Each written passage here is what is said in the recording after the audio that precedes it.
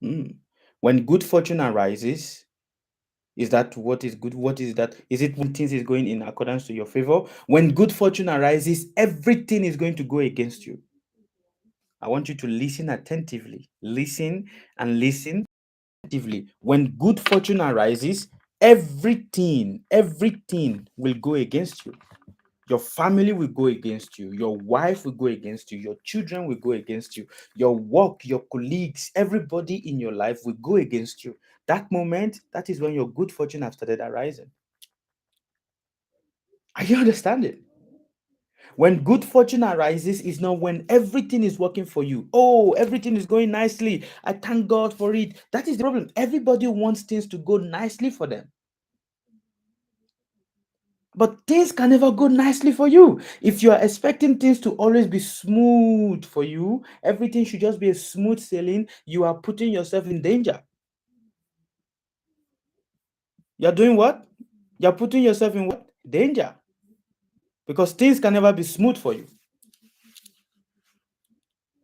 Ah, things can never be smooth. So what does it mean when good fortune arises? How do we know that we have good fortune? Hmm. How? While I know that we are very, very desirous of good fortune, it is important that we understand that we understand what isn't good fortune.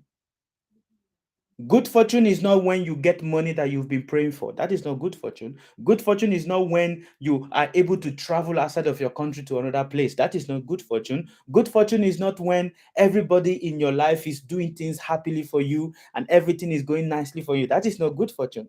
Good fortune is not when you are walking on the road and then you saw some money on the ground and you pick the money and you're like, oh, God, thank you. Oh, God has blessed me. That is not good fortune. Mm. While a lot of us we think we understand what is good fortune, it is important to understand what isn't good fortune. Are you hearing? Are you guys hearing? It is important to do what? To understand what isn't good fortune. Our primary definition of good fortune is simply nothing but the attainment of a worthy ideal or goal.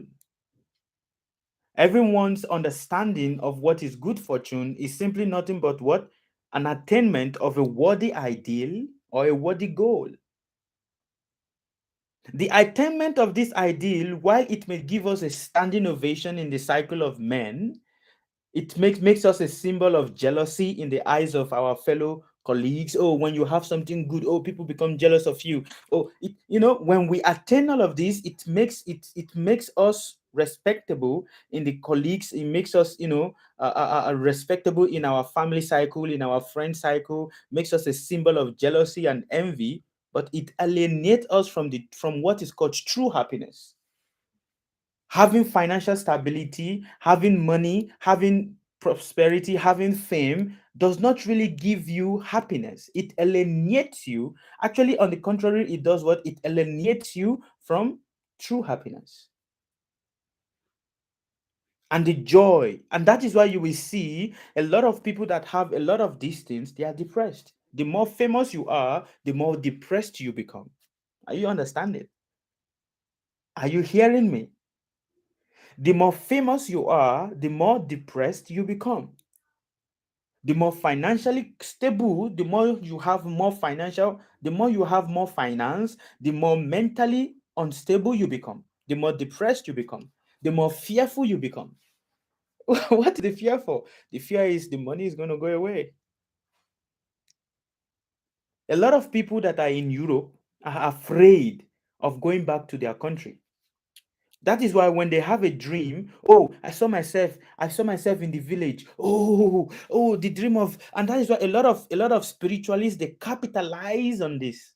Are you understand what I'm saying? A lot of spiritualists they capitalize on that fear because people don't feel that people are afraid. Oh, I don't want to go back to where I started from. Oh, if I go back to where I started from, then my life is not good anymore. Then that fear, oh, the spirit of setbackness, the fear of setbackness People are afraid of that. And when they see themselves in, they dream and they see themselves in school, they see themselves in their village, they see themselves in, in some old house, they start thinking something bad is about to happen to them. And they start, oh, I reject spirit of backwardness. That is not backwardness. This is just your mind playing tricks on you. Are you guys, are you understanding what I'm explaining to you? Are you following me? Are you following? Ah, you following? So why does a famous musician, celebrity, owner, and business owner who are seen as an epitome of good fortune all of a sudden take their own life? If having this finance, if having all of this money is what is called good fortune, then why is it that those people that have it, they have everything, why do they take their own life? All of a sudden you hear that this person have committed suicide, this person have killed themselves. Why do they do that? Why? If that is good fortune, why do they do that? Because that is not good fortune. Because having this, it may look good, but it alienates you from true happiness. Good fortune is having true happiness and true joy within yourself. The more you have, the emptier you become. The more you have, the emptier you become. The less you have, the fuller you become. Understand it properly. The more you have, the emptier you become. The less you have, the fool you become. If you have more, you become empty.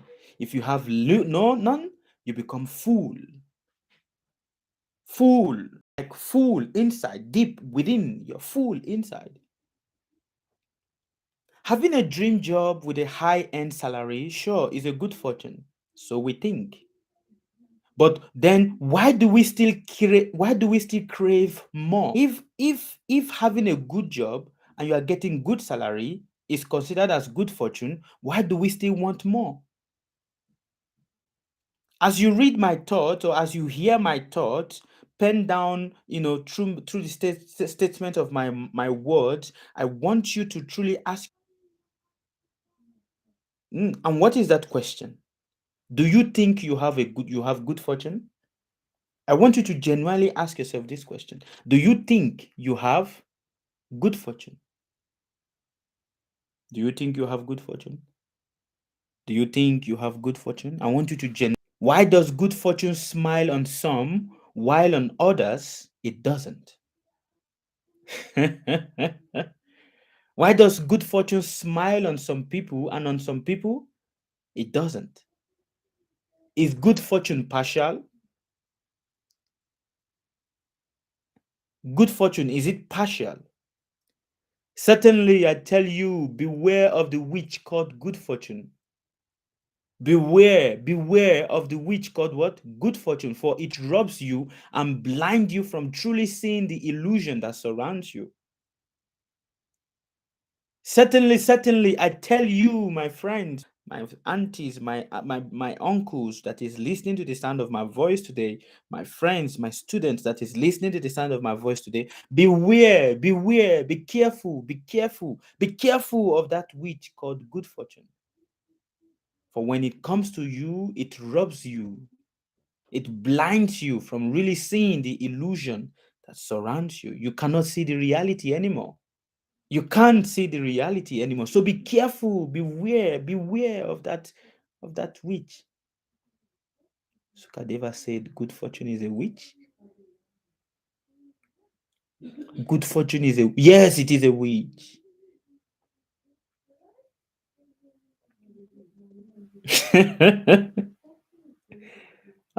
Beware of that witch called good fortune, for it robs you and blinds you from truly seeing the illusion that you. Good fortune is a sweet-tongued prostitute. Good fortune is what? A sweet-tongued prostitute that whispers into your ears. telling you that all is good, making you feel that all that is desire, all that you have desired, you've achieved them, you can have everything that you desire, while it wrapped you in her tight embrace and your head rested on her perfumed bosom. She steals away your vitality. She steals away your vitality. She steals away your life. She steals away the original essence of your being. You become lost. Good fortune is a sweet tongue prostitute. Have you met a sweet tongue prostitute? Be careful of that witch. Be careful of that prostitute that is a sweet tongue. It wraps you, speaks sweet words into your ears, makes you to taste sweet, delicious food. In the process where you become, when you start tasting all this sweet, delicious food, you become so relaxed. When you become so relaxed, she carries you away and she steals your vitality, the essence of your being. She steals it away. To you guys right now is advanced knowledge. It's not a small knowledge. For you to comprehend it, you must open your intelligence. For you to comprehend what I'm explaining to you tonight, you must open your intelligence to hear it properly.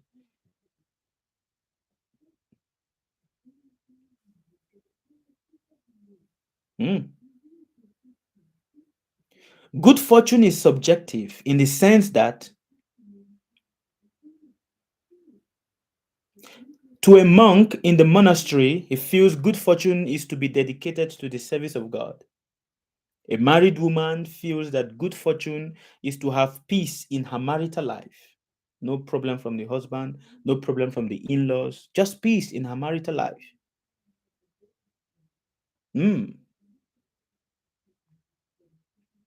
And giving birth to strong and healthy children. That is good fortune to a married woman.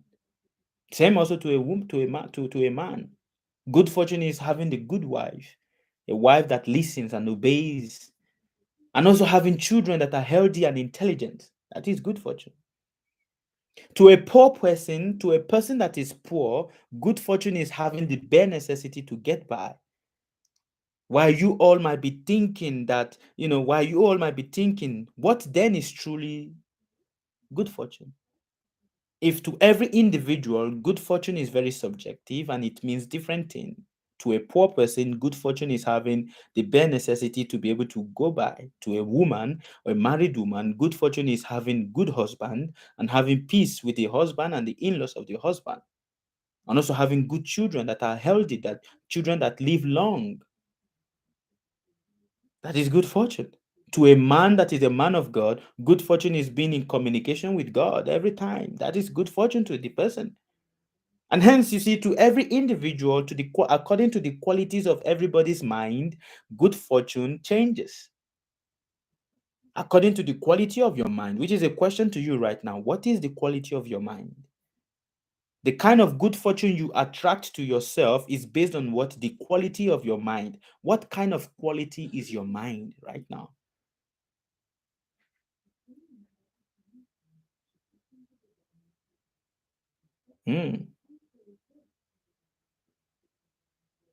Once upon a time, there was a queen.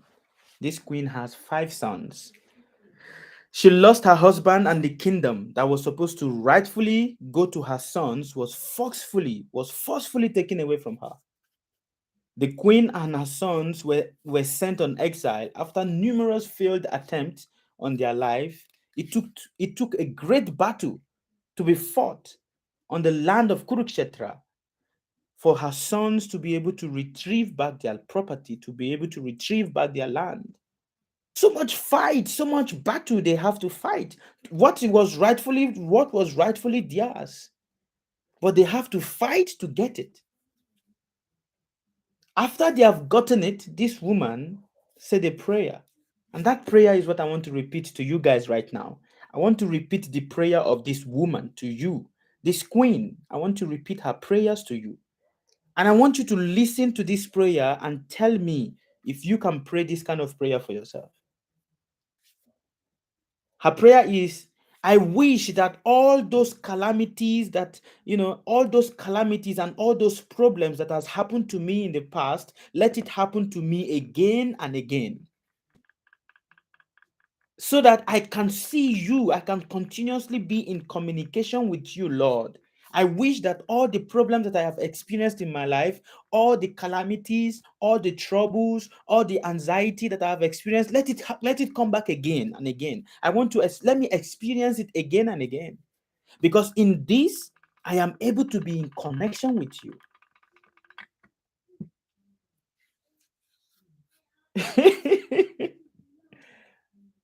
It is only when you have problem that you become more strong in your prayer to God.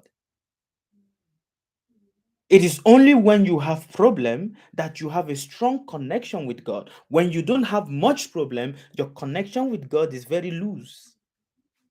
And this woman is praying, I got my Lord, I wish that this problem that I experienced in the past, let it come back again and again.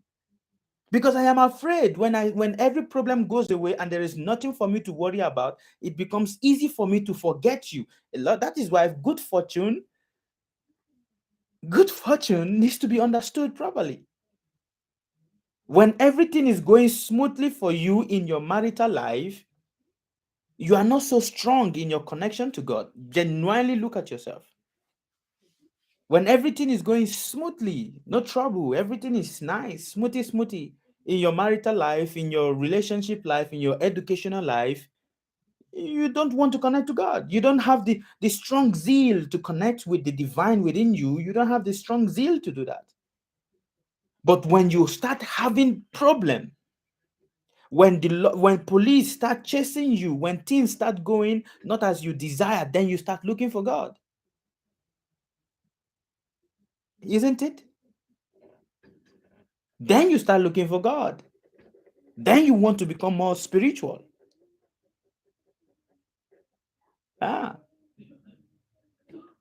Then you want to become more spiritual. But when everything is calm, you don't care. You pray only when you want to pray. Only when you want to pray is when you pray. But when things is difficult, oh God, help me, God, every ritual you hear, you are going to do. Every ritual you hear, you are going to do. You will do it. Why? Because things are difficult. But when things become smooth again, oh, you go back again. Let me enjoy. So this woman is praying.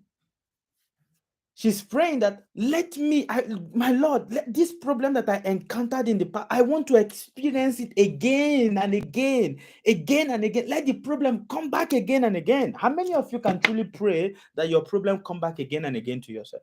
Raise your hand up. If you really, truly can pray that prayer, raise your hand up wherever you are. I want to see your hand.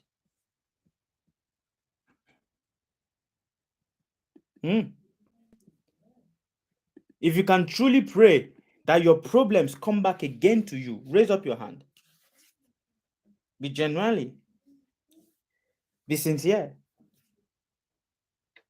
How many of you want your problems to come back to you again? You see, none of us wants our problem to come back to us again. Nobody is going to pray that God give me problem. How many body is praying like that? If you are praying, God give me problem, raise up your hand. Let me see you. Have you sat down on your knees? Have you sat down on your knees and say, God, today give me problem? Have you prayed like that before? Have you really prayed like that, to be like sit down on your knees and say, God, today give me problem?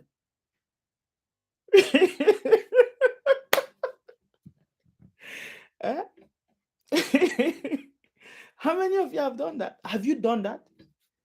Your prayer is, God, solve my problem for me. Oh, God, give me contract. God, give me work. God, give me husband. God, give me money. God, give me this. God, give me that. But have you prayed that God should give you problem?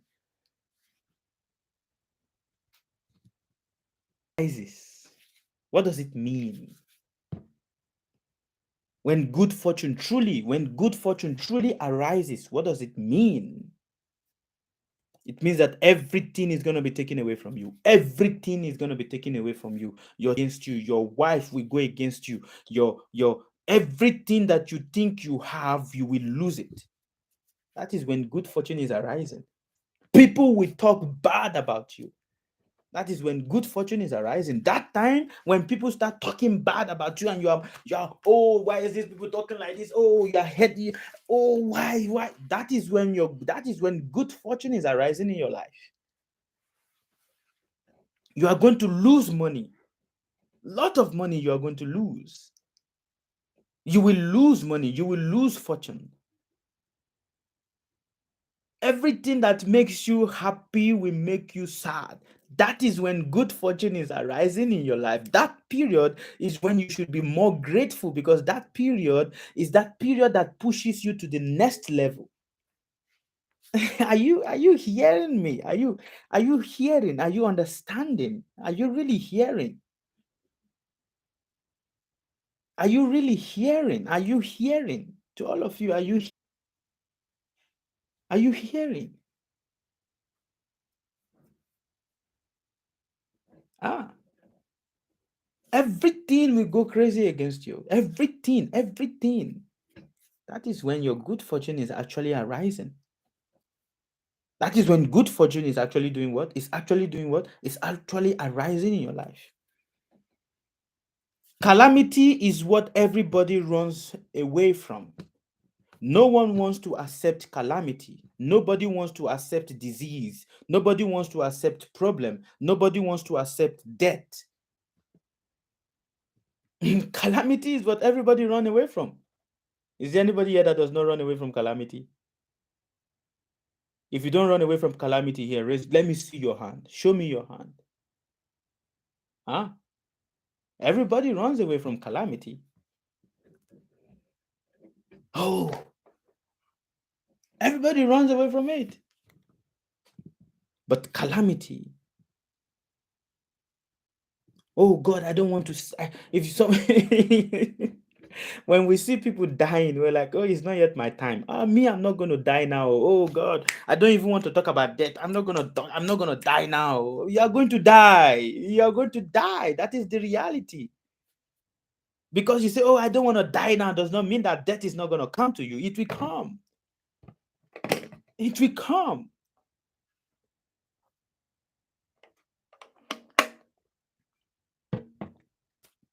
Are you understanding? Huh? Are you understanding? Are you understanding with your intelligence, not with your emotion? When we see people dying, we're like, oh, it's not yet my turn. Death is not my portion. No, it is your portion, because you're going to die. You cannot run away from it. It is your birthright. Death is your birthright. Sickness is your birthright. So long as you have a human body, these are your birthright. These are your inheritance. Can you run away from your inheritance? No. Huh? You know how many people, oh, I don't want to die now. Out of fear of not wanting, people have put themselves in unnecessary situations, and at the end of the day, they die. Because it is your birthright. The more you run, can you run away from your birthright? It is impossible. Impossible. Mm. Calamity is what everybody runs away from. No one wants to accept calamity. Nobody wants to accept disease. Nobody wants to accept problem and death. Less intelligent persons prepare plans to adjust to those calamities without knowing that the nature of this place that we are living, this earth, so long as you have a human body and you are in this earth, the nature of this earth itself is full of calamity.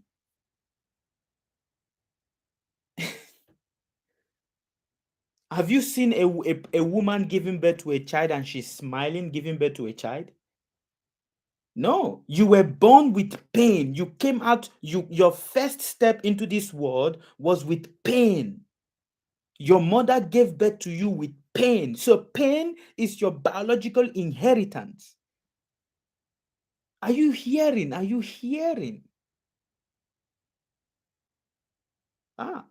Pain is your what? Biological inheritance. You came into this world with pain. Your mother was in pain when she gave birth to you. She was not smiling and just drinking champagne and just laughing and bloop, you came out of her body. No. It has never been like that. Are you guys hearing me? I'm saying it again. Are you hearing? When I'm saying, are you hearing? I'm saying, are you hearing with intelligence, not with emotion? Pain. Your mother gave birth to you with pain. You came into this earth with pain. So long as you are a human being living in this earth, pain is your birthright. Sadness is your birthright. Calamity is your birthright. It is not something, oh, I don't want it. Because you don't want it doesn't mean it's not going to come to you. It will come. Because you did not vote for the president of a country, does it mean that when you go to the country, you will disobey the law of the country? No, if you disobey, you will be punished. Because you don't pray for it, doesn't mean it's not going to come to you. It will come to you. That is how it has been. This is the universal law. So long as you are a human being living on this planet Earth, sadness, calamity are part of your birthright. I said it again. I'm saying it again. Your mother gave birth to you in pain. Your mother was not sleeping and then when she wake up, boom, you're already on her side. No, she gave birth to you in pain. Your first step into this world was with pain. You came into this world crying. You didn't come into this world smiling.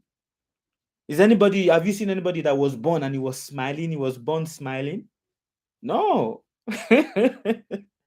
No. You were born crying. Wah, wah, wah, wah. That is how you were born.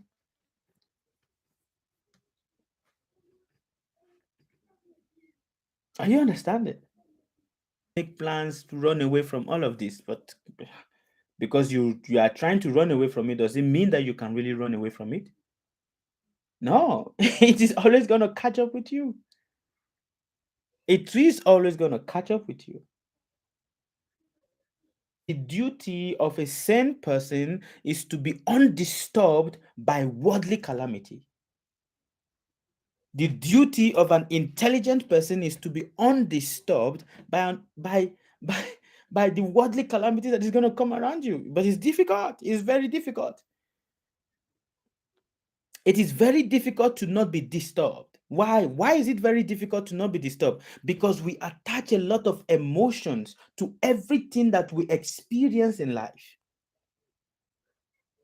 We attach a lot of emotion. And because we attach a lot of emotion, we feel, oh, I've been betrayed. Just like when you're watching a movie. If you are watching a movie and you see something that the actor is doing and you start crying, why are you crying? Is it real? It is not real. What you are seeing in your front is simply nothing but just colors, screens of colors mixing together, but your mind is translating those colors to be an image. And even though you are seeing it and you are crying, it is something that has happened months and months ago. But when, oh, you're crying about it. Oh, why? Because this is the nature of us as humans. We relate with things based on our emotion. And because we relate with things based on our emotion, we don't really use the intelligence. We don't really use the intelligence. We don't really see through the eyes of the intelligence. Therefore, your duty as a human being, as a sane human being, is never to be undisturbed by worldly calamities, because whether you want it or you don't want it, sadness will always come to you. Sorrow will always come to you. Pain will always come to you, because it is your inheritance. It is your birthright. Calamity is your birthright. So whether you want it, you don't want it, it's always going to find you one way or the other.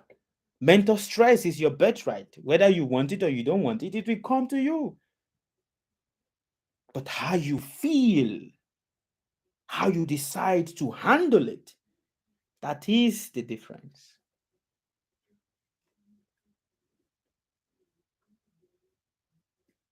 There must be danger because there must be danger because this material world itself is full of danger. Everywhere you look around you is full of danger.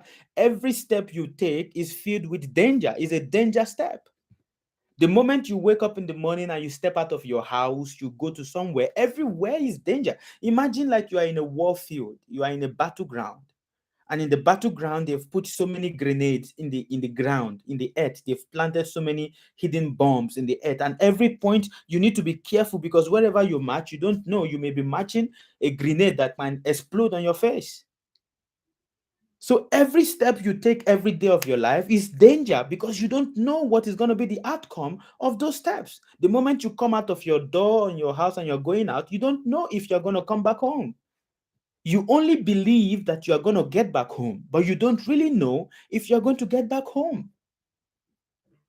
There's a difference between believing and knowing for a fact. Are you understanding? Ah, there's a difference between believing that I am going to come back home and knowing for a fact that you are going to come back home. And that is why it is said that every step you take every day of your life is a danger step, because you don't know what is going to happen 5 seconds from now. Even right now that you are here, you don't know that you're going to wake up tomorrow. You only believe that when you go to bed, you're going to wake up. But you don't really know for a fact if you're going to wake up. You don't know.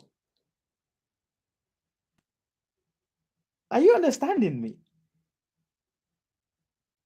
For a fact, you don't know if you're going to wake up, but you only believe that, okay, I'm going to wake up.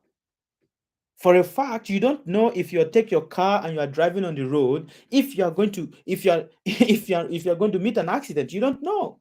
You only believe that I'm not going to meet an accident. You don't know for a fact if, as you are going out, if that is the last day you are ever going to go. You don't know. Are you understanding? Because you don't know, it is a danger zone. Every step you take in your life, every step you make in your life is filled with danger. Every step you make in your life, every day of your life, every step you make is a danger step. There is no step that is not filled with danger. Every step is filled with danger. From the very moment you wake up in the morning till you go to bed, it is danger.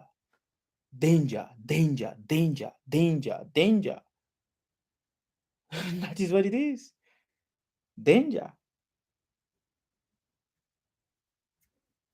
But foolish people who do not know this try to avoid danger. Can you really avoid danger? When it wants to come to you, can you really, really avoid it? Why do we build houses to cover ourselves? Because we are thinking that I'm building this house is going to protect me. But really, does the house protect you? When death wants to come, can the house protect you? When it is already there that today you are going to die, can the house protect you? It won't.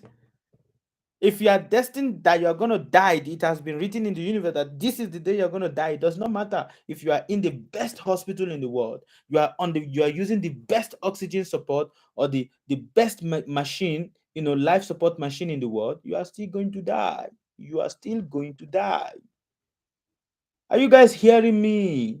You are still going to die. You'll still die. It doesn't matter. So foolish people will try to do so many things to prevent this. Oh no, I'm not ready for it now. So let me do. There was once a man. I'm gonna explain a story to you guys right now. How many of you know who is called Walt Disney? You guys should know Walt Disney now. You should know. If you know what, I'm not able to see all of you, so raise your thumbs, like do these two signs or a thumbs like this if you know who is called Walt Disney.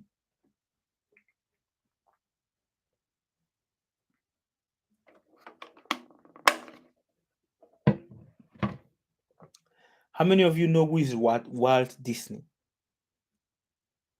The founder of Disney. Disney. Is it Disney or Disney? Yeah, Disney. How many of you know him? You guys don't know Walt Disney? Wow. Okay. I think I'm talking to to I'm talking to Different people. Okay, Shia knows Walt Disney. All right, Shia knows Walt Disney. That's good. Ah, Walt Disney. Okay, Teddy knows Walt Disney. That's good. That's good. Walt Disney, he was afraid to die. He was what? Afraid to die. Ah. And because he was afraid to die, scientists came to meet him on his deathbed and they said to him, you know, there is a technique we are developing. And this technique is to bring dead people back to life. When a person dies, it brings them back to life. So we have the technique already, but we need some money. So Walt Disney gave them money. He gave them half of his fortune for them so that when he died, he can be brought back to life. Half of his fortune he gave so that when he died, they can bring him back to life. So what did he what did they do? When he died, they put him in a tank. Do you guys know what is called cryozalization? It's a cryozalization, something like that. They put him in the liquid there, and his body is there. And now the people that inherited the Disney company, when they come to hear that this is what Walt Disney has done, they went to meet the scientist and said to the scientist, whatever amount of money, because they become afraid that if Walt Disney come back to life, then they are going to lose the power that they have about the company. They are going to lose their opportunities. So they went to the scientist and said to the scientist, whatever money Walt Disney has given to you guys, we are going to give you guys 10 times more. Do not bring him back to life. Eh? So the fellow, the fellow, we are going to give you 10 times more, but don't bring him back to life. So the fellow, while he was alive, he paid a huge sum of money with the hope that he's going to be revived back to life. And when he died, the people that were his subordinate, his own family, they went to meet those people and said, we are going to give you 10 times more money. Don't bring him back to life. And yes, is that. There are so many people that are paying thousands and millions of money that so that they can come back to life again. They're paying so many money for that. Why? Because they are afraid of calamity. In fear of calamity, we make so many plans. We do so many things. We plan so many things. In fear of what? Calamity. But can we really avoid calamity? Can we really avoid calamity? Can any one of you here really avoid calamity when it comes to you? Can you really avoid it? No matter how much plans you've made, how brilliant the plan is, so long as it is coming, it is coming. You can't avoid it.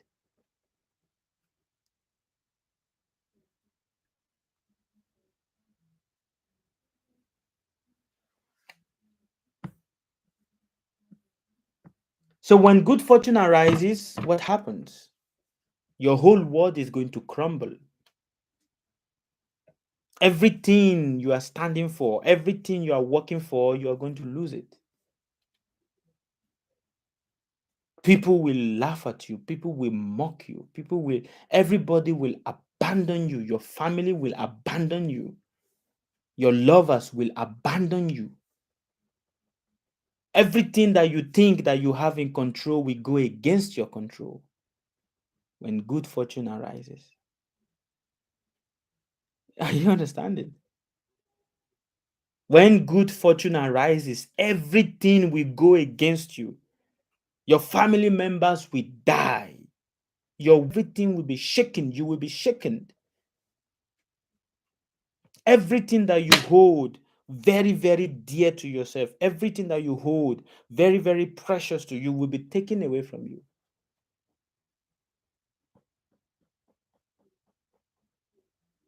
Are you understanding? Are you hearing? When good fortune arises, in these conditions, what will you consider as good fortune, and how will you unlock it? Mm.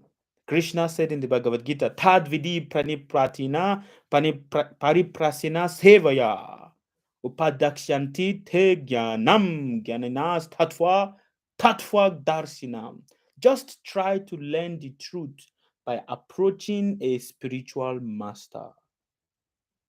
Just try to learn the truth by approaching a what? A spiritual master. Inquire from him submissively. Not inquire from him how to get mystical powers, but inquire from him submissively and render menial service unto him.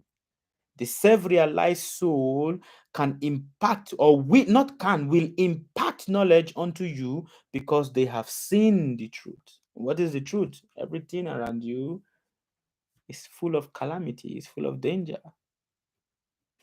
The path of self realization is undoubtedly very difficult. You must understand it. You must understand that the path of self realization, the path of truly realizing yourself, is a difficult path,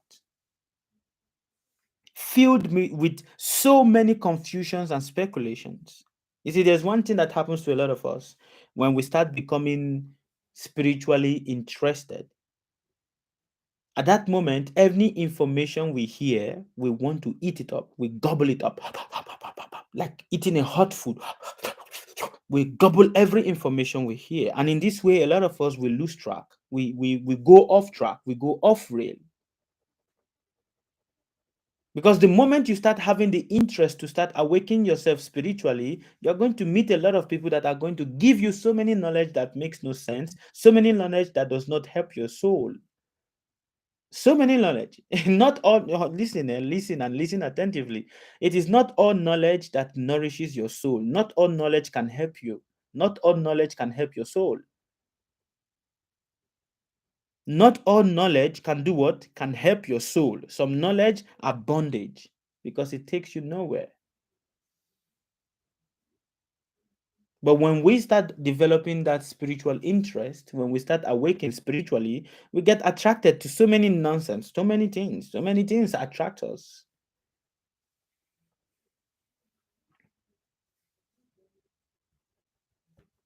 It is therefore very advisable that you should approach a bona fide spiritual teacher, a bona fide teacher from the line of powerful, self-realized, teachers. The most important factor is to seek the teaching of a teacher who will not dilute the knowledge, but will rather impart the knowledge as it is to you. Do you understand? The most important factor is to meet a teacher that will tell you the reality as it is. This is it. This is it. Not a teacher that will misword and tell you, oh, like this. Like, no. Meet a teacher that will slap the truth into your face. There are some people, their words only nourishes. It's like just nourishing. Oh, okay, it's good information, but it does not really help you. It does not really help you. Do you understand? It does not really help you. It takes you nowhere. It takes you nowhere. It does not create a change in your consciousness. When you meet a teacher, when you meet a real teacher, a genuine teacher, everything the teacher is speaking is like a knife that is piercing your heart. It's like a knife piercing your heart. It's not something, oh yeah, the teacher is speaking very, no, not a flatterer. A flatterer can never be a teacher. Do you understand? A flatterer can never be a teacher. But when you meet a genuine teacher, everything the teacher says is like a knife that is piercing your heart. It's piercing your heart. That is a teacher.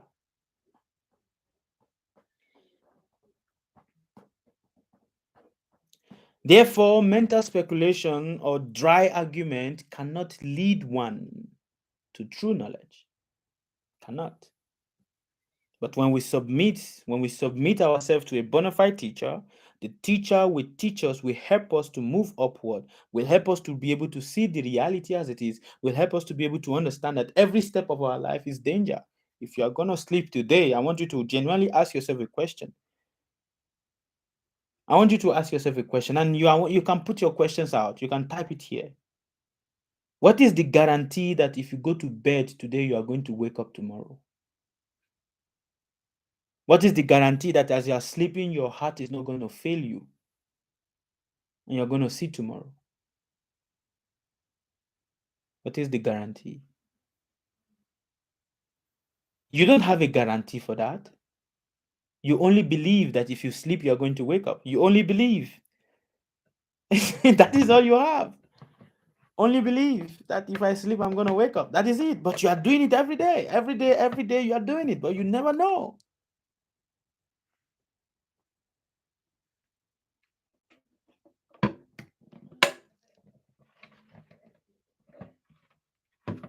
So, to so many of you that is having so many difficulties in your life, and you are thinking that everything in your life is going against you, no, you should be happy. You should actually rejoice, because that is when your good fortune is arising.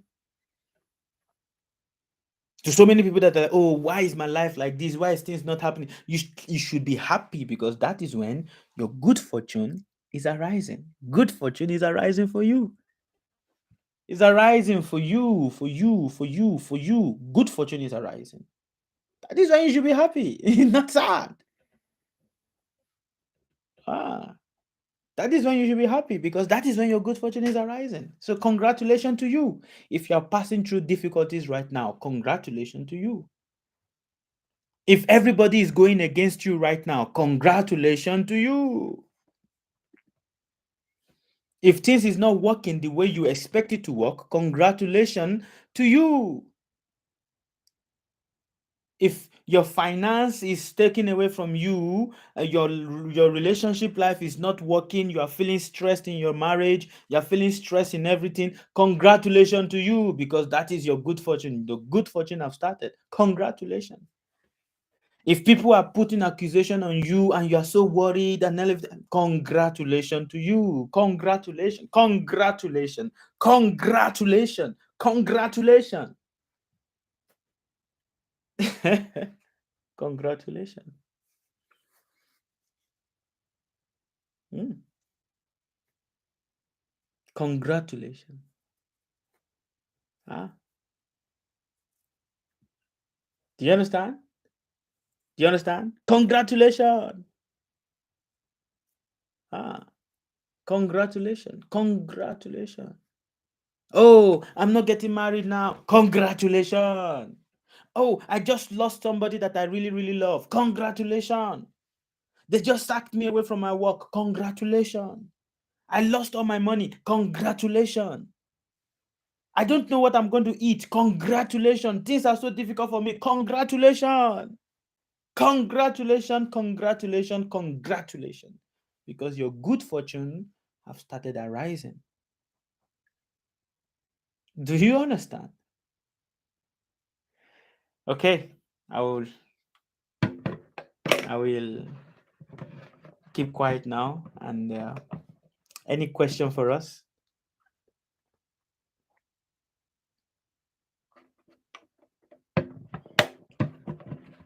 Is there any question? Now you guys can ask me question.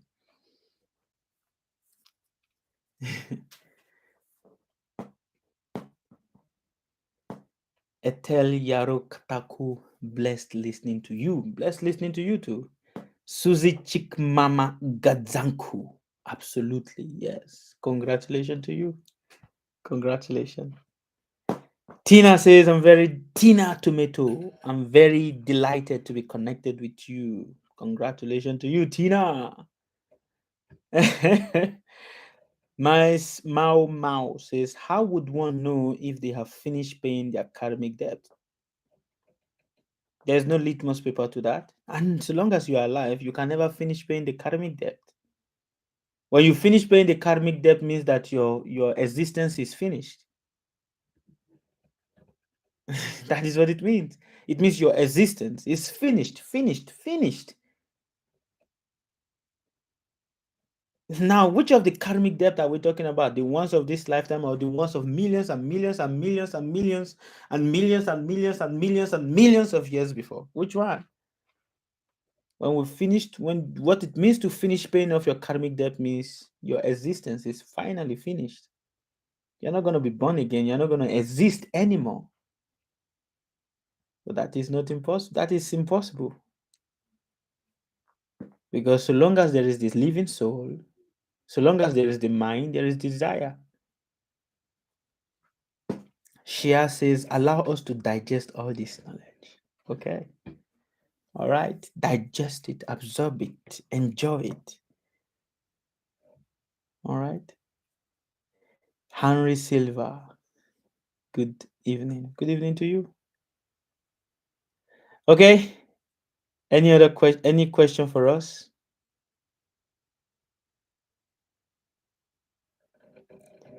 Are there major debts one must pay because you meet certain challenges and it's really tough? Like I said, everything that is bad in your life is a good thing. It's a good fortune.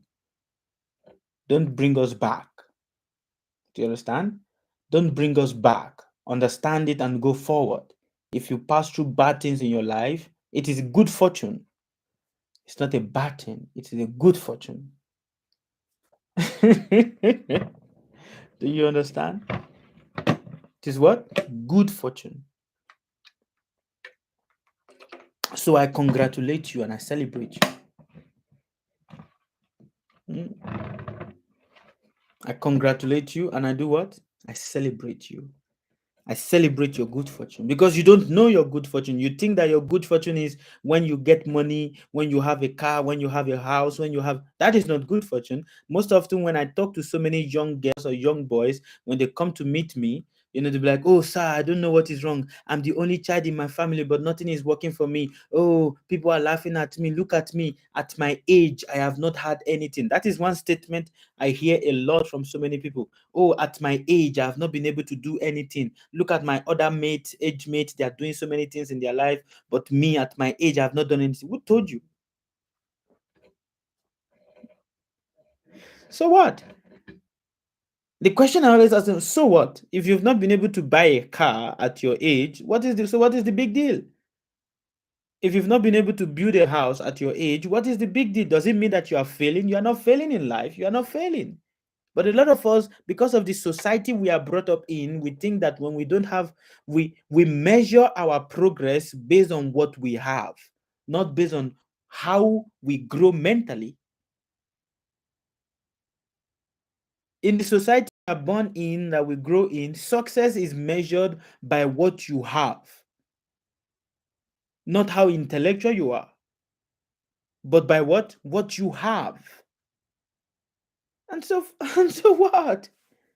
If you don't have a car, you don't have a house, you don't have a husband at your age, so what? What is the big deal about it? Why do we make fuss out of it? That is the question. What is the big deal about it?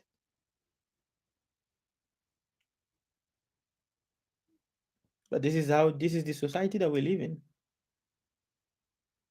Ah, this is the society that we live in.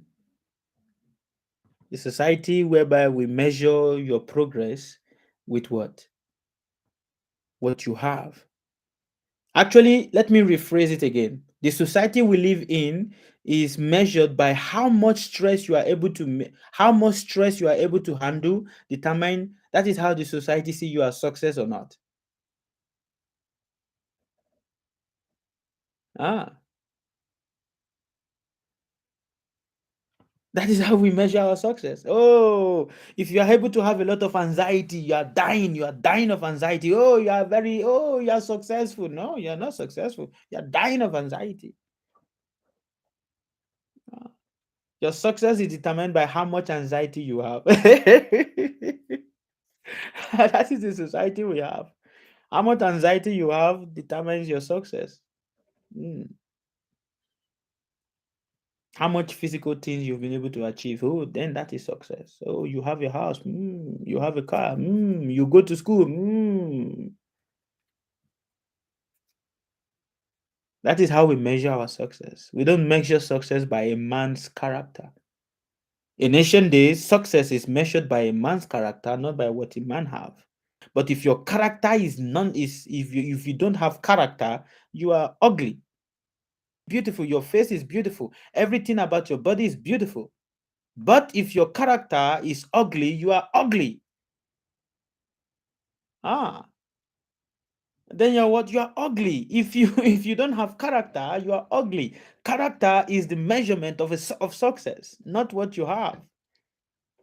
What did I say? Character is the measurement of success, not what you have. Don't think because you have a car, you have a house, so now you are successful. No, if you have a house, you have a car, and you don't have character, you have nothing. A man that does not have character is a man that has nothing.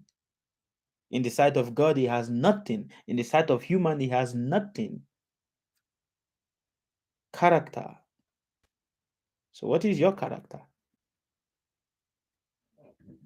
What is your character? Ask yourself this question. What is your character? What is your character? What is your character?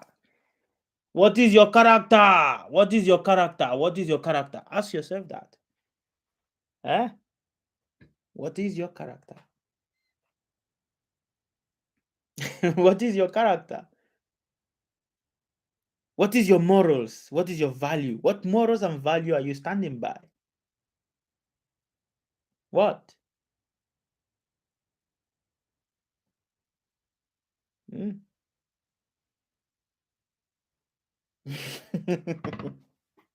Some people are externally very, very beautiful. Externally, they are very beautiful. Wow, wow, beautiful girl, beautiful man. But they don't have character. They're ugly. You're ugly. You understand? To be honest. Okay. All right. I wish you success. I wish you success. Any question for us? Please don't feel free to don't feel shy to ask question. Please ask because you never know who your question can help or what the answer to your question can help a person. So yeah, any question for us?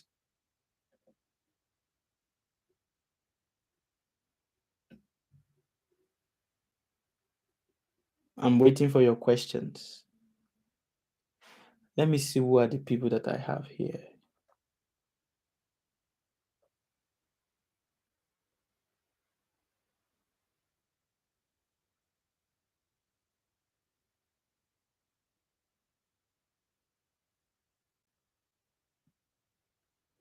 Okay. Please, what success is not, is it? Please, G Snipe says, what success is it good or not? I don't understand your question, G Snipe. Maybe you should put this sentence in a different way and I can understand. What success is it good? Is it what is success? Is it good or not? Is that the question? Mao says, how important is it for one to know their past life and can meditate provide such answer? It's not important. It's not important. Knowing the past life is an unnecessary burden. Knowing your past life is what? Is an unnecessary burden because you're still struggling to navigate this life itself. We are still struggling to navigate just this life itself. Now imagine if you are able to remember the past. And that is why when you remember the past, people that are not able to forget the past and they keep carrying the past in their head, they are carrying unnecessary burden because it makes it difficult for them to live in the present.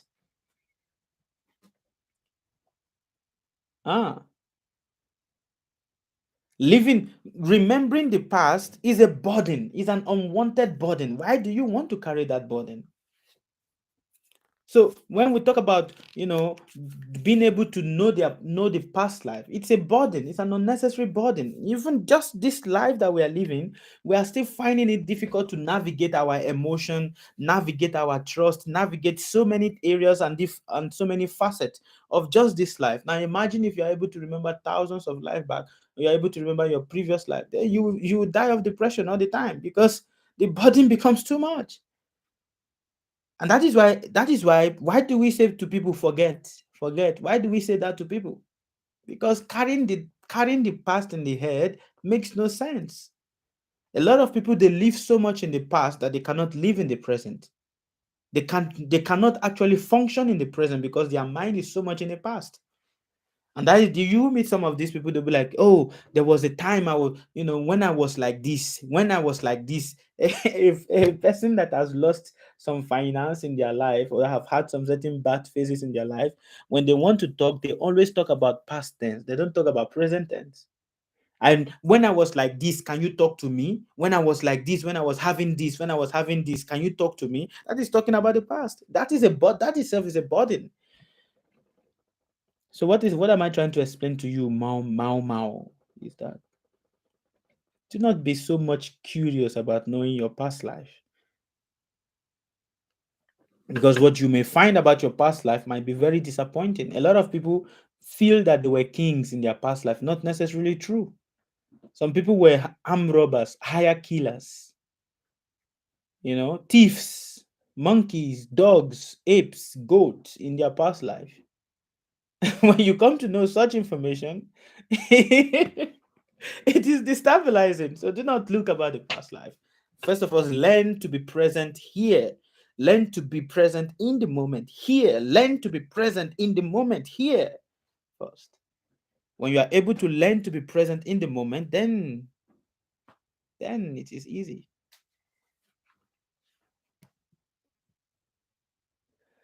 Shia says, what is problems in our life never ends. Everything is problem in our life. Van Peter says, please, what can one do if there is no peace in the family? You cannot do anything. Time heals it. Time heals it. You cannot, there is no prayer that for that. There is no ritual for that. Time heals it. So just allow the wisdom of time to do its thing. G-Snap says, what is success? Is it good or bad? Because the way narrated good fortune. Success is being able to understand your calamities as good fortune. That is success. Success, again, like I've said it so many times, success to different individuals is very subjective. But in summary, success is being able to accept your good fortune. When you pass through calamity and you accept your calamity, not running away from the calamity, but embracing the calamity, that is success.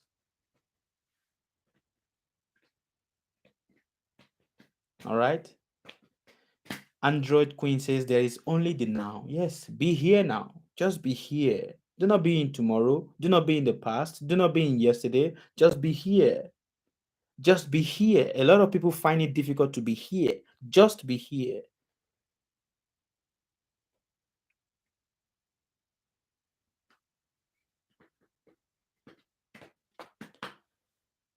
Please, I ask because I moved to a new place. But anytime I talk, I take a walk, I get a deja vu. Well, memories.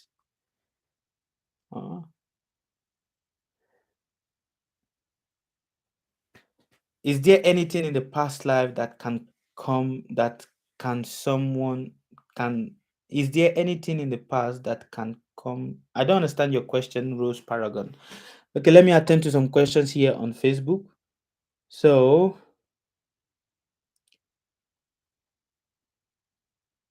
Far Place said, thank you for the knowledge, great one. Blessed upon hearing the sound of your voice. Watching live from Kenya. Hello. God bless you wherever you are. May you be uplifted forever, wherever you are. Susie says, Susie Chikmama Danzaku. Hello, Prabhu. Good evening. Okay, good evening to you. Good evening to you. Eric Omari says, I need some of the red and yellow thread. Okay, not a problem. Etel Yara says, blessed listening to you, sir. Blessed. I'm also blessed that you are here. I'm blessed. I'm more blessed. Susie, I think I'm missing the questions. Okay. Susie Chickmama says on Facebook says, okay, I think there are two questions that she asked. What are they?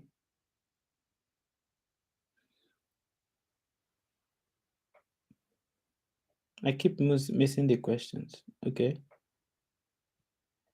Please, my question is, why do some mother-in-law fight or quarrel with son's wife, no matter the good things you do? Because I have said it before, everybody that is your mother, your father, your sisters, your mother-in-law, your children were your worst enemies in your past life, and they have been strategically placed in your life to give you the numbers of anxiety and the number of stress that you've given to them in your past life. That is why. Mm. Why is it that I do good to others, but good things never happen back to me? Please, I want to know what to do. Either is it my karma I'm paying for, or what? Is it my karma I'm paying for, or what? Yes, it is your karma that you're paying for. It is your karma. It is your karma that you're praying for. That is why it is your karma. You understand? It is your karma. So let us look at question here on TikTok. So on TikTok here, Stella Chuku says, "Hello, sir. Hello, Stella. How are you?"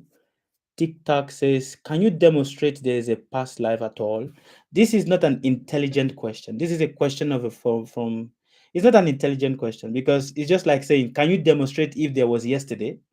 It's not an intelligent question. I'm sorry to say, but it's not an intelligent question because it's like, "Can you tell me if there was yesterday?" How will you? Come on, man. For you to be here, you were coming from somewhere. Did you just say boom, came into being and just be here? No, you were coming from somewhere. So saying, "Can you demonstrate if there was past life at all?" It's like saying, "Can you tell me if I had a yesterday?" That's not an intelligent question. Ask an intelligent question. You used to ask intelligent question. This question does not befit you. All right.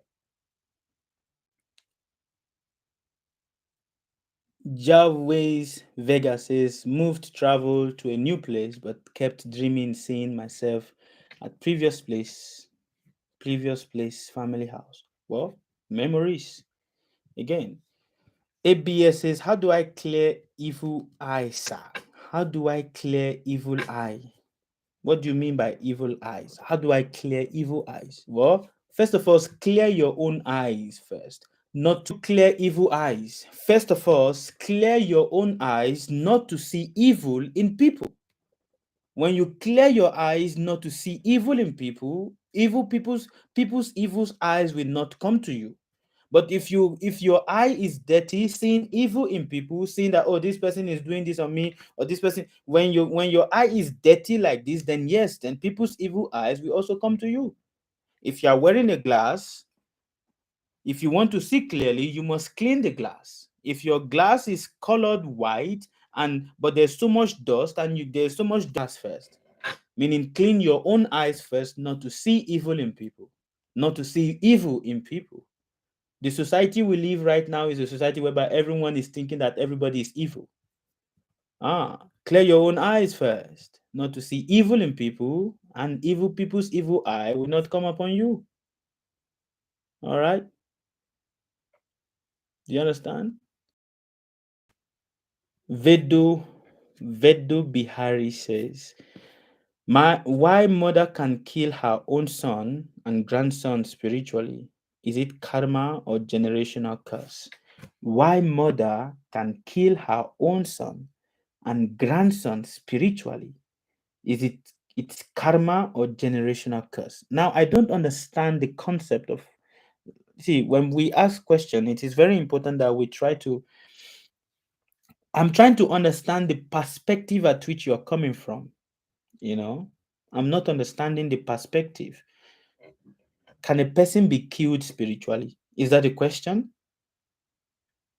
Can a person be killed spiritually?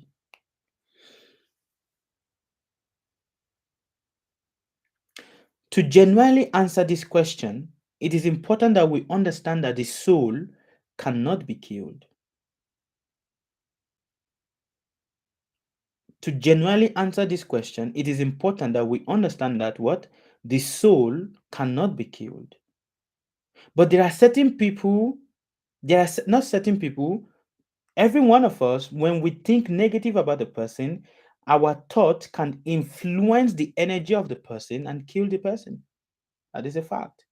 So now, when you say why mother kill, why mother can kill her own son and grandson. Again, it depends on the context. I'm not really understanding the context. Make me to understand the context, then I'll be able to know how to explain it to you. Is it karma or generational curse? That there is two different things. So the way you word the sentence, I need to understand it properly. TikTok says not the same. How is it not the same? How is it not the same? When you were born, do you remember the numbers of clothes you wore as a child growing up? No. Do you remember the faces of all the different people you've met as a child growing up, or the faces of the people that have even carried you as a baby? No. Because you don't remember them, does it mean that they never carried you?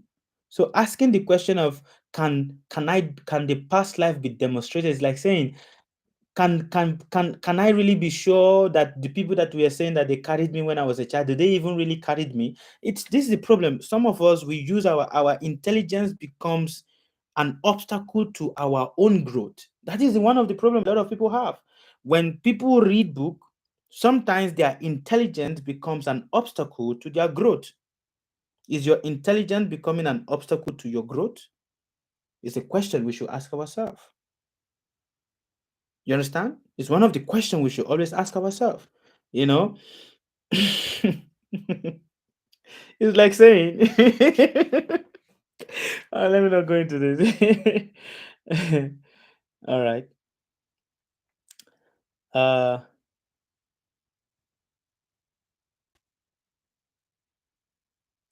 Shia says, Shia says,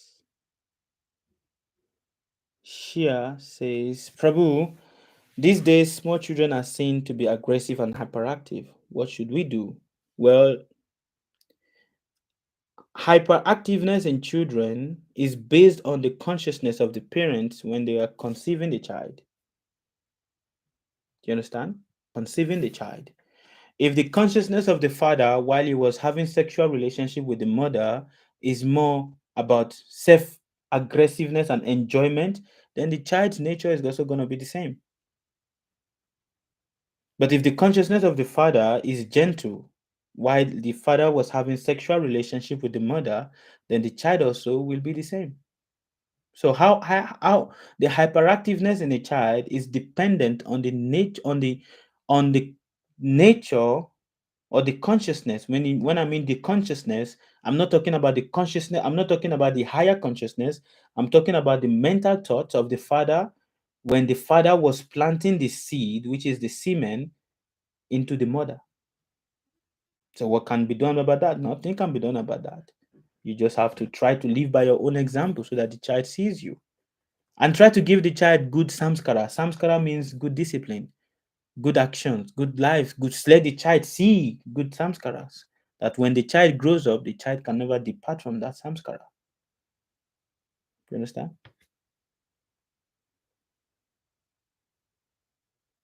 ABS says we one kills its backfiring. I don't understand your question. ABS, we one kills its backfiring is too bad. I don't understand. I don't understand. I don't understand. Humble Berry. Hello, Humble Berry. How are you? Huma love. Hey, Huma. Huma without a Homa. How are you? Um, ABS says when one kills spiritually, its setback is terrible. Terrible.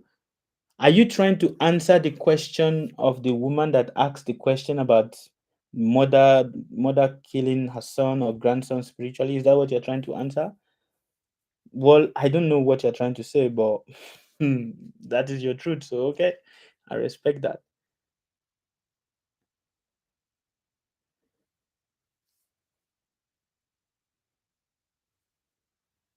What about for women, for the woman? Now, in which context, which of the question are you guys asking? Which of them? Make it clear for me to understand. In which context are you asking? Hmm. In which context? Because I'm not understanding. Okay, let me go back to Facebook. There's no question here on YouTube. But there's question here on Facebook from Abena Owosua. Hello, Abena. Okay, no, Abena was greeting. Hello, Abena. Um, Susie Chikmama Ganzaku says, Prabhu, please, my question again. I had a dream about human toilet all over the ground of my compound. Okay. I had a dream about human toilet all over the ground of my compound. Please, what does it mean? And what should I do since I have a school in my premises? When actually dream of toilet is not a good dream. Just like when you see yourself breastfeeding a child, when we dream and we see that we are breastfeeding a child, when we dream and we see that we are carrying a baby, or we see that we are pregnant in the dream, or we see that we are going to toilet in the dream, or we see we are cleaning the toilet, or there's so many defecations around us in the dream, it is never a good dream because it signifies some negative entities and ghostly entities that is attracted to that entity. So what you have to do if you have such a dream is there is a wood called Palo Santo. Palo Santo is a small wood. It can be used as an incense. It's a wood. It's called Palo Santo. You can use that wood and go around your environment, burn it and go around the environment. It has been proven to be very, very strong in pushing away negative spirit and negative ghost and all of that. So please, um uh Susie, should please get it and use it. All right, it has been proven. It's very, very powerful. Try to get it. I don't know if you can get it in wherever you are, in the country you are. If you can, then you can try to order it from online. It is powerful. Okay. Okay. Um, on TikTok, Mr. TikTok says all question today is going over you, sir, because some of the questions don't make sense. That is why. Some of the questions don't make sense, or not that it doesn't make sense, just that the way it was worded or the way the wording are doesn't make. I'm not able to connect the dots. All right. Um, Jeff Love said, "You said for a child to be peaceful, it's determined by the father's intention when we are making love." Yes, yes. What about okay, so your question to that was, so what about for the woman? If it is only for the father, why not the woman? The woman's mental state isn't very much considered. The mental state of the woman is considered after the seed has been planted in her. Do you understand? The woman's mental state is considered after the seed have been planted in her. A child's nature changes because where is the first school the child hears goes to? It is the womb of the mother. So if the womb of the mother is not pure enough, it also affects the nature of the child. But when we are talking about the inner consciousness of the child, the father, into the womb of the mother, parentage is very, very important. Parentage is very, very important. The soul comes from the heart of the father, enters to the semen, and enters into the womb of the mother. Now, when the father is having a sexual intercourse with the mother, if the consciousness of the father, when I mean the consciousness, I'm not talking about the higher self, I'm talking about the state, the inner dialogue. A lot of us, when we are doing things, we have an inner dialogue. Even right now that I'm talking to you guys and you are listening to the sound of my voice, there is an inner dialogue that is taking place. Something is talking to you. You are talking to something inside of yourself. You cannot really see that. You cannot really see what it is you are talking to, but there is a conversation that is going on inside of you. And because there is a conversation that is going on inside of you, that conversation, there's a question that is you are talking. There's an active conversation that is happening inside of you. And that's from that active communication that is happening inside of you, you are typing your questions, you are typing your answers, you are typing things, you are speaking based on that because there's an active conversation that is happening here. Even though you are listening to something, there's also something that is also talking to you here. So that inner dialogue is what every one of us we have. That inner dialogue. Every one of us Every one of us have an inner dialogue that is speaking. So when a man is having a sexual relationship with a wife, the inner dialogue at that moment where that sexual relationship is happening is what shapes the nature of the child. Understand? Is what shapes what? The nature of the child. But now, when the child is put in the womb of the mother,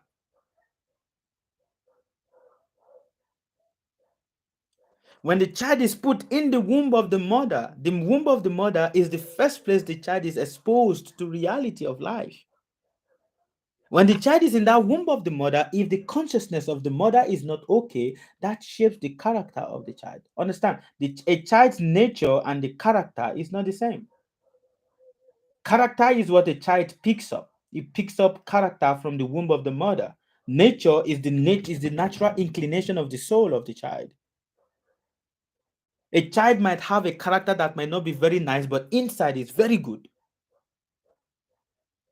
And a child might have a nature that is not very good, but the character is a bit somehow. So, and that is why there's a stress. There is a stress. The womb of your mother, how mentally disturbed you are when you experience some certain things in your life is based on the womb of your mother. Should I repeat it again? Should I repeat it again? Should I repeat it again? How mentally disturbed when you experience things is based on the womb of the woman that you came out from. How you react to things when things happen to you, how you react to things, is based on what? The womb of the mother that you came out from, womb of the woman you came out from. If your first reaction is to be quiet and go far away, it's based on the womb of the woman you came out from. So your mother's womb is the first place you are introduced. Some people, your nature is what you get from your father. Do you understand? Your nature is what you get from your father. Your character is what you pick up from the womb of your mother. So if your mother has a jealous nature, if your mother has a jealous nature, that character you will pick it up from the womb of the mother. If your mother has a nature of talking too much, that character you will pick up from the womb of your mother. But your nature is different. Nature is the nature of the soul, is the nature of the soul, is the nature of the consciousness. It is different from the character that the mind exhibits. It's different. Do you guys understand? Do you guys understand? Do you understand? So the womb of the mother plays a lot of role. If a mother, when she's pregnant, she's very, very jealous and all of that, the child that is going to be born will be jealous, naturally jealous by nature. There are certain people, whether they want it, they don't want it, they are just naturally very jealous by nature. However it is they are, their character is just naturally that of a jealous. It's just that of jealousy. And then there are certain people, no matter whatever they pass through, their character is just responding positively to whatever it is they pass through. Because that is what they have picked up from the womb of the mother. Do you understand? Yeah. Okay.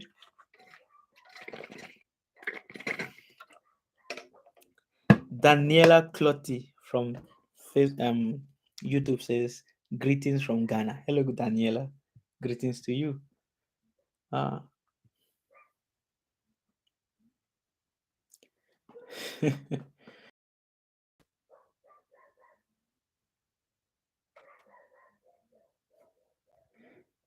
Jeff Love says, Natina says, Jeff Love says, wow, this is so deep.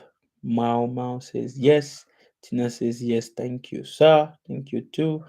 Jeff Love says, this is beyond reading books, sir. permit to say you're blessed with wisdom from the universe. All glories to my father, all glories to my father, all glories to my mother, because this is what I got from the womb.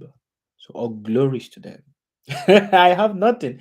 All glories to them because I got it from the womb, and that is why I'm able to speak about it. So all glories to them.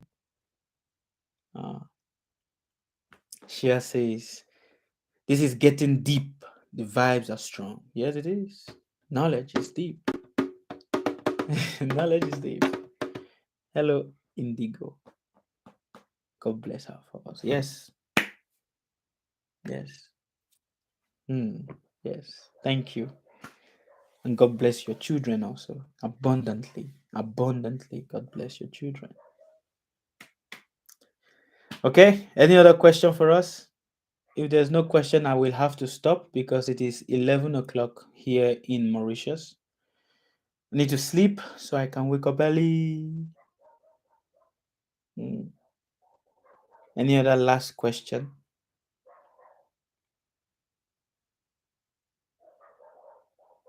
Any question here on YouTube?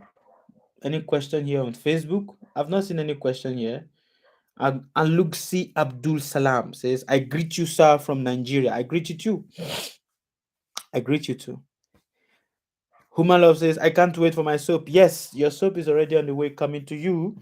To so many people that don't know, we manufacture herbal soap. It is very, very strong in helping you, combating so many mystical problems or spiritual problems that you have. It is called Sukhavani Tantra. It is my own soap. You can see it's called Sukhavani Tantra. It is very, very powerful in combating. So you can get some for us. Get it while it is there. As it will finish quick, we'll get it. All right.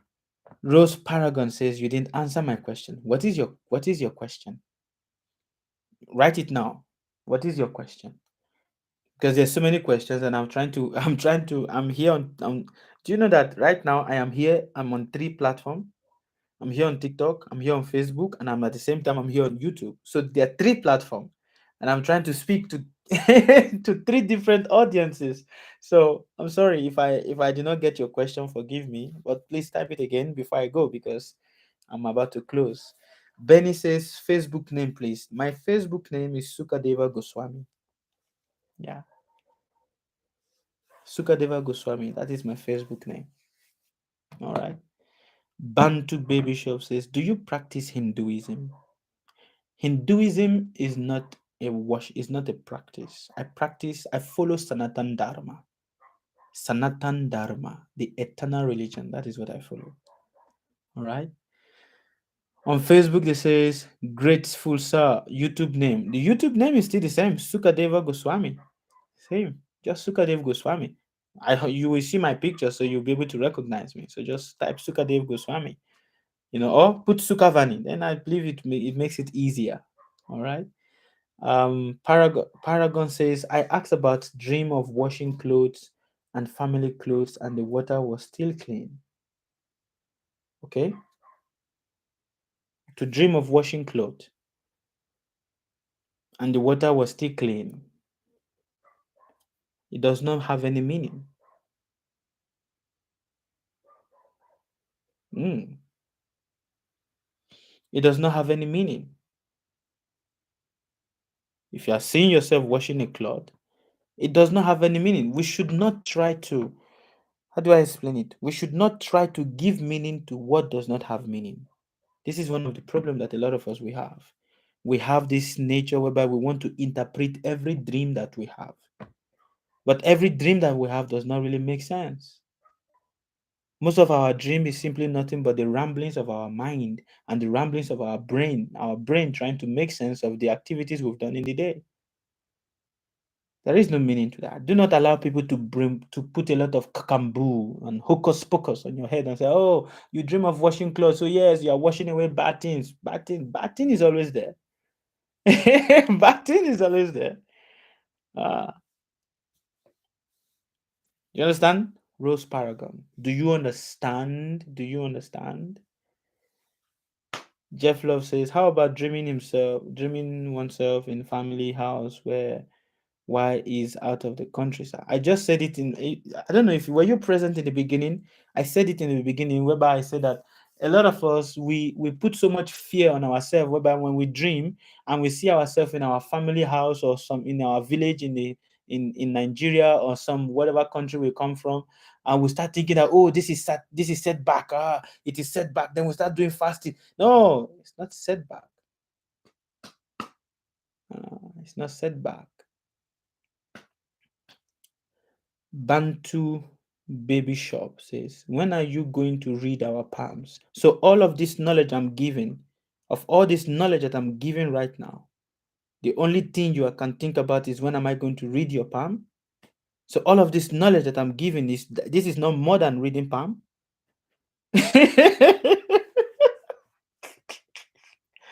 Oh, I see where your intention lies. All of this knowledge that I've been given, that is even more important, that can open your intelligence to see reality as it is. The only thing you can think is, when are you going to read my palm and tell me about my problem? That is all you can think about. It's unfortunate. It is unfortunate. It is unfortunate. Abena Owoswa says, is the level of intelligence from the mother or father? Both. Both. Kwaku Jr., what is the meaning of dreaming consistently, being chased by a gun and being shot? That is not a good dream. It's a warning of impending danger that is coming. I will advise you to be very, very mindful, Mr. Kwaku Jr., because it's not a good dream. It's not a good dream. You should be careful of monetary actions with people, how you deal with money with people. Be very, very mindful, because it's not a good dream. All right. Mongake says, what about dreaming of smoke coming on someone's back? What? Your dreams is amazing. Smoke coming on someone's back. How? I have already answered that question, Rose Paragon, about dreaming. I've already answered that question.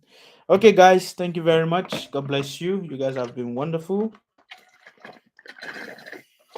I have to leave you guys now. I have to go and sleep. Thank you. God bless you. And I wish you all the very, very best. First of all, let me tell people on YouTube, bye bye. Thank you very much, guys. It's been nice. May the Lord bless you all abundantly. If you've not followed me on YouTube, you can follow me on YouTube. It is called, my name is Sukadeva Goswami, on YouTube, or just type Sukavani. I think you when you see me, when you see my big head and my big body, you will understand that it is me now. Abi? So follow us. Follow us on YouTube. All right. If you've not followed us yet, please follow us on YouTube. You can also follow us on Facebook. The name is also the same.